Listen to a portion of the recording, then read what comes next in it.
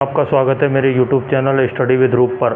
दोस्तों, मैं रूप सिंह आप लोगों का स्वागत करता हूं मेरे YouTube चैनल पर। दोस्तों, आज मैं आपके लिए लेकर आया हूं प्रायद्वीपीय भारत का पठार। पार्ट सेकंड है दोस्तों, पार्ट फर्स्ट मैं आपके लिए करा चुका हूं। चलो दोस्तों, बिना देरी किए समझते हैं और पढ़ते हैं। अगर वीडियो अच्छी लगे तो वीडियो को लाइक करना, चैनल पर नए हों तो चैनल को सब्सक्राइब जरूर करना। चलो दोस्तों, देखते हैं प्रायद्वीपीय भारत का पठार। प्रायद्वीपीय भारत का पठार पार्ट नंबर सेकंड है दोस्तों। मैं पार्ट फर्स्ट में आपको 4वें पॉइंट तक करा चुका हूँ। 5वां पॉइंट आता है दोस्तों विंध्याचल श्रेणी। विंध्याचल श्रेणी का फैलाव कहाँ से कहाँ तक है? विंध्याचल पर्वत श्रेणी ये मध्य प्रदेश से गुजरात में 1050 किलोमीटर तक फैली हुई है। ठीक है दोस्तों, विंध्याचल जो श्रेणी है के दक्षिण में नर्मदा नदी की संकीर्ण घाटी है। ठीक है दोस्तों, जो विंध्याचल पर्वत है उसके दक्षिण में जो नर्मदा नदी है ना, उसकी संकीर्ण घाटियां हैं, जिसका निर्माण अधोवृंशन या डाउन फॉल्टिंग के द्वारा हुआ था। किसके द्वारा दोस्तों? अधोवृंशन के द्वारा इनका निर्माण हुआ था। आगे देखते हैं दोस्तों, नर्मदा नदी विंध्याचल के उत्तरी भाग से होकर गुजरती है। जो नर्मदा नदी है वो जो विंध्याचल पर्वत श्रेणी है उसके उत्तरी भाग से होकर गुजरती है। नर्मदा नदी जबलपुर में दोस्तों एक धुआंधार जलप्रपात का निर्माण करती है। कौन से जलप्रपात का निर्माण करती है दोस्तों? धुआंधार जलप्रपात का। कहाँ पर करती है? जबलपुर में, एमपी में, नर्मदा नदी। फिर आता है दोस्तों छोटा नागपुर का पठार। छोटा नागपुर का पठार दोस्तों ग्रेनाइट और नीस चट्टानों से निर्मित है। किससे दोस्तों? ग्रेनाइट और नीस की चट्टानों से निर्मित है। इसका फैलाव मुख्य रूप से कहाँ पर है दोस्तों? झारखंड, बिहार, पश्चिम बंगाल, उड़ीसा और छत्तीसगढ़। ठीक है दोस्तों, छोटा नागपुर का पठार मुख्य रूप से इन स्टेटों में फैला हुआ है। चट्टान 3 प्रकार की होती हैं दोस्तों। पहली आग्नेय चट्टान, यह रवेदार, कठोर एवं पर्वत विहीन होती है। मूल्यवान खनिज हैं वो इसी चट्टानों में पाए जाते हैं।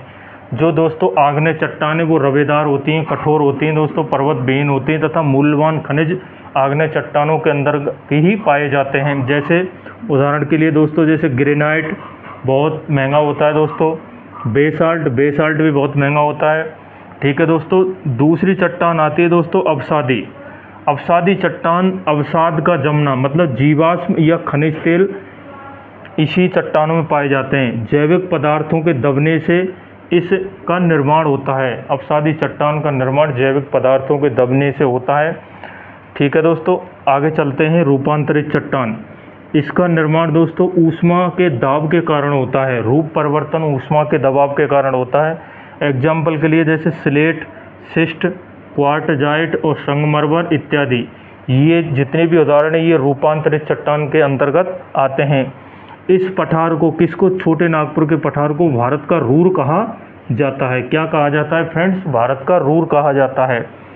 ठीक है, यहाँ पर पाए जाने वाले खनिजों में फ्रेंड्स जैसे लोहा, कोयला, अभ्रक और तांबा और यूरेनियम और टंगस्टन इत्यादि, जितने भी ये सारे खनिज हैं दोस्तों, ये सभी किस में पाए जाते हैं? छोटे नागपुर के पठार में। छोटे नागपुर को पठार को भारत का रूर भी कहा जाता है। अब आता है दोस्तों मेघालय। यह प्रायद्वीपीय पठार का बहिर्शाही भाग है। कौन सा भाग है दोस्तों? बाहर वाला भाग है। मेघालय का पठार है जो प्रायद्वीपीय भारत का बाहर वाला भाग है दोस्तों। यह वृंशन के कारण प्रायद्वीप से गाल्दा गैप के कारण पृथक हुआ है। यह वृंशन के कारण भारतीय प्रायद्वीप से गाल्दा गैप के कारण पृथक हुआ है। इस पठार में गारो, खासी, जयंती और मिकिर और रेगमा की पहाड़ियाँ स्थित है। कौन से में दोस्तों? मेघालय के पठार में। मेघालय के पठार में गारो, खासी, जयंतिया, मिकिर, रेगमा आदि पहाड़ियाँ स्थित हैं। मोस्ट इम्पोर्टेंट है दोस्तों शिलांग जो शिखर है जो यहाँ पर उच्चतम शिखर है। जो शिलांग शिखर है यहाँ का प्रमुख उच्चतम शिखर है दोस्तों, जिसकी ऊंचाई 1961 मीटर है। दक्कन के पठार में जो मुख्य चीज़ें आती हैं दोस्तों, मैंने उनको मैपिंग किया है। भारतीय नक्शा का ये निचला भाग है दोस्तों। चलो इसको भी अच्छे से समझते हैं दोस्तों। यहाँ महाराष्ट्र से लेकर गोवा तक ये कोंकण का तट फैला हुआ है। फिर गोवा से यहाँ तक ये केरल तक मालाबार, तमिलनाडु बॉर्डर मालाबार तट फैला हुआ है दोस्तों। यहाँ से लेकर यहाँ तक ये क्या है दोस्तों? पश्चिमी घाट, जिसे सह्याद्री भी कहा जाता है। ये महाराष्ट्र में ही 2 दर्रे पड़ते हैं दोस्तों, थाल घाट और गोरम घाट का दर्रा, और ये केरल पड़ता है दोस्तों, कर्नाटक का पठार पड़ता है। यहाँ पर एक दर्रा और पड़ता है दोस्तों, पालघाट दर्रा, जो केरल में पड़ता है।